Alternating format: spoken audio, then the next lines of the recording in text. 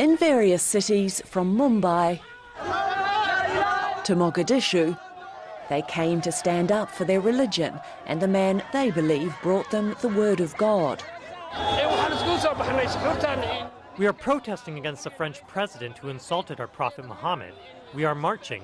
We are burning the French flag. We are full of emotion. In the Bangladeshi capital, Dhaka, they burned an effigy of Emmanuel Macron. The anger was sparked by the French president's recent comments, claiming Islam is a religion in crisis, vowing to crack down on what he called separatism and defending the publishing of cartoons of the Prophet Muhammad. Now France has become a hated nation in the Islamic world. We want to say if Macron does not stop the cartoon, the world will boycott them. But France is doubling down, saying it won't give in to intimidation. France will never renounce its principles and values, and notably the freedom of expression and freedom of publication. The second thing I want to clearly remind is that it was hateful comments towards journalists, towards a newsroom, that led to the bloodshed we have seen in recent years in our country. Teacher Samuel Paty was beheaded in France earlier this month for showing images of the Prophet to students in a lesson on freedom of speech.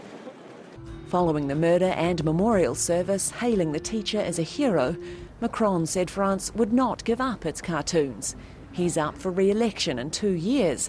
Many see the rhetoric as slanted towards a domestic audience, vying for right-wing votes. But Muslim leaders say it's hate speech. Disrespecting the Prophet incites violence and it's immoral. Westerners must understand that all Muslims love the Prophet. Insulting the Prophet means insulting Muslims and all prophets. Also feeling insulted is Turkey's President Recep Tayyip Erdogan. He's the latest target of French magazine Charlie Hebdo, which has a cartoon mocking him on its front page.